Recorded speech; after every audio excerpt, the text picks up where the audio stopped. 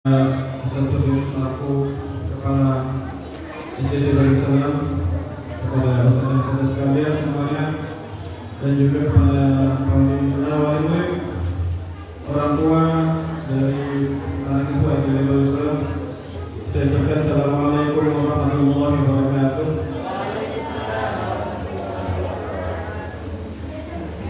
Alhamdulillah, nahmaduhu wa nasta'inuhu wa nastaghfiruhu wa na'udzu billahi min shururi anfusina wa sayyi'ati a'malina. Man yahdihillahu fala mudilla lahu wa man yudlil fala hadiya lahu. Asyhadu an la ilaha illallah wahdahu la syarika lahu wa asyhadu anna Muhammadan 'abduhu wa rasuluh. Allahumma shalli wa sallim ala nabiyyina sayyidina Muhammadin sallallahu alaihi wasallam wa ala alihi wa ashabihi wa man tabi'ahum bi ihsan ila yaumiddin. Alhamdulillah, kita pada hari ini yang bisa berkumpul di pagi hari yang kali ini sama-sama bisa menyelenggarakan kegiatan kita dengan lancar, ya. Alhamdulillah. Mohon maaf semuanya Bapak Ibu, tadi sebetulnya tadi saya diminta tampil di tempat ini dadakan. Tadinya yang saya dengar kemarin dari Pak Amin ya, dari Ustaz Amin, ini tahu doa aja. Karena disuruh kasih tahu ini gimana kalau doa aja. Sedikit aja ya, mungkin kalau saya sedikit aja. Mungkin saya juga akan menyampaikan sedikit hal yang mungkin pernah disampaikan atau pernah saya sampaikan pada sore yang lain. Sebelumnya, Bapak Ibu sekalian, kira-kira manfaatnya dari belajar atau manfaat Al-Quran kira-kira apa? Buat diri kita sendiri ataupun buat anak kita, kira-kira manfaatnya apa? Kan sebagaimana kita tahu ya, Al-Quran itu tidak mudah ya. Jadi prosesnya juga sulit, kemudian kemarin juga ujiannya atau tes-tesnya juga berkali-kali yang harus dipelajari, harus diulang-ulang. Dan saya sendiri juga pernah mengalami dulu ketika saya masih sekolah, dan ketika saya di pesantren juga mengalami proses menghafalnya juga. Jadi saya sendiri bisa merasakan bagaimana sulitnya, bagaimana beratnya menghafalkan Al-Quran. Dari kesulitan, dari segala tantangan yang dijalani itu, kira-kira hasil yang kita peroleh atau hasil yang diperoleh sama kita kira-kira apa?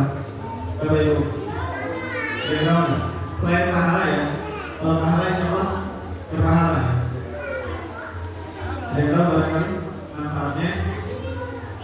Ya sebetulnya secara tidak langsung ya, kalau saya pahala juga sebagai bentuk tradisi keilmuan dari para ulama ya. Kalau dengan atau kita pernah belajar mengenai para ulama dalam tradisi sejarah Islam itu semuanya rata-rata memiliki manfaat.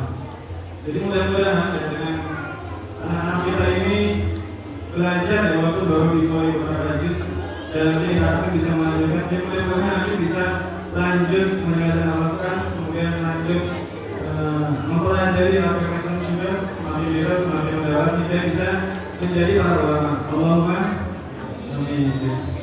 Jadi itulah bagian daripada tradisi keilmuan atau tradisi ajaran para ulama untuk bisa menghafal Al-Quran. Kemudian selanjutnya juga ada korelasi antara hafalan Al-Quran dengan prestasi daripada individu seorang. Sebagai tadi yang disebutkan di awal sama saudara-saudara, bahwa beberapa murid-murid atau beberapa anak-anak yang menghafal Al-Quran ada juga memiliki prestasi di bidang yang lain, di bidang yang mungkin secara langsung ataupun tidak langsung berhubungan atau berkaitan dengan hafal Al-Quran juga. Tadi ada yang juara karate, ada yang juara pidato dan sebagainya. Dan mungkin di dalam akademiknya atau di dalam pelajaran Islam mungkin juga bisa meningkat secara prestasi. Jadi ternyata ada penelitian yang berlaku. Ada studi atau riset yang pernah dilakukan di Malaysia. Itu ada yang meneliti ternyata anak-anak atau orang-orang yang belajar Al-Quran itu secara akademik dan juga secara profesional itu lebih berprestasi. Jadi bisa mudah-mudahan insya Allah dengan kita semangat dan terus menyemangati anak-anak kita untuk belajar dan menghafal Al-Quran, mudah-mudahan di masa depan nanti semakin berprestasi juga, semakin sukses dalam karirnya juga, kemudian juga kita latih ya, kata otak itu kan kalau nggak dilatih kan jadi kumpul. Jadi dengan otak maksudnya adalah kegiatan latih otak. Kemudian jangan lupa juga Bapak Ibu, setelah ini dan setelah kegiatan atau setelah anak-anak kita ini melakukan itu juga terus dimotivasi ya, bukan hanya belajar langsung saja, tapi juga dimotivasi untuk mempelajari lanjutannya. Kalau hal-hal itu dibawaannya adalah langkah yang pertama, langkah yang kedua itu belajar bahasa Arab. Bagaimana di sini juga diajarkan ya belajar bahasa Arab, karena ibaratnya ya kalau kita belajar agama, model setengahnya itu adalah model Al-Quran, model setengahnya lagi itu adalah model belajar bahasa Arab. Kalau sudah punya Al-Quran, nanti belajar bahasa Arab itu dan sudah terbiasa dengan kosakata dalam bahasa Arab yang ada dalam Al-Quran. Begitu juga sebaliknya ketika sudah belajar bahasa Arab dan Al-Quran, kemudian belajar bahasa Arab ini nanti ketika mempelajari tafsir atau mempelajari hadis atau mempelajari ilmu lainnya dalam agama Islam itu juga lebih mudah karena sudah memiliki basic atau sudah terbiasa. Otaknya sudah terbiasa, kemudian pikirannya juga sudah terbiasa dengan Al-Quran, dengan bahasa Al-Quran, dengan Al-Quran. Itu juga secara tidak langsung saya juga mengalami sendiri Bapak Ibu, merasakan sendiri.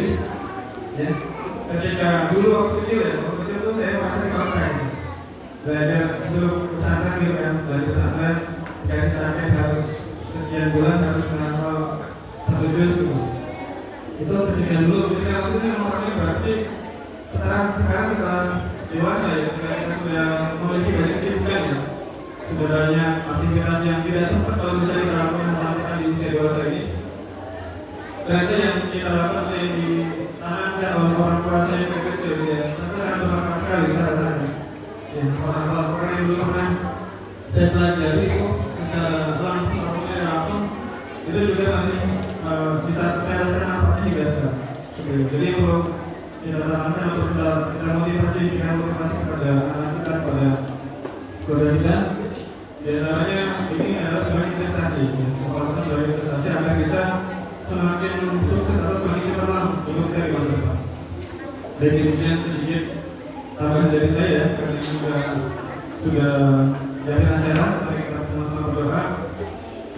Kita meminta Allah SWT agar diberi kemudahan, diberikan kelancaran, diberikan masa depan yang cemerlang untuk kita dan juga anak-anak kita semua. Hadirinnya, wala kulli salih. ولا حول إلا بالله محمد صلى الله عليه وسلم. الفاتحة. بسم الله الرحمن الرحيم. الحمد لله رب العالمين الرحمن الرحيم. إياك نعبد وإياك نستعين صراط المستقيم صراط الذين أنعمت عليهم غير المغضوب عليهم ولا الضالين. بسم الله الرحمن الرحيم. اللهم صل على سيدنا محمد وعلى آل سيدنا محمد وسلم عليه تبارك وتعالى عن كل صحابة رسول الله أجمعين. والحمد لله رب العالمين. حمد الشاكرين حمد الناعمين، حمدا يوافي نعمه ويكافئ مزيده. يا ربنا لك الحمد ولك الشكر كما ينبغي لجلال وجهك الكريم وعظيم سلطانك. اللهم إنا نسألك سلامة في الدين وعافية في الجسد وزيادة في العمر وبركة في الرزق وتوبة قبل الموت ورحمة عند الموت ومغفرة بعد الموت. اللهم هون علينا في سكرات الموت والنجاة منا والعفو عن الحساب. اللهم انك تعلمنا هذه القلوب واجتمع على محبتك والتقت على طاعتك وتوكلت على طاعتك وتعمدت على نشرة شريعتك وذكر اللهم ضابطتها وجبتها واهدها سبلها واملأها بنورك الذي لا يخطو واشرح صدرها بإيمان بك وجانب توكل عليك وأحمد معرفتك وبثها على الشهادة في سبيلك إنك نعلم ولا نصر. اللهم ارحمنا بالقرآن، اللهم ارحمنا بالقرآن، اللهم ارحمنا بالقرآن واجعله لنا إماما ونورا وهدى ورحمة. ربنا ظلمنا أنفسنا وإن لم تغفر لنا وترحمنا لنكونن من الخاسرين. ربنا لا تزغ قلوبنا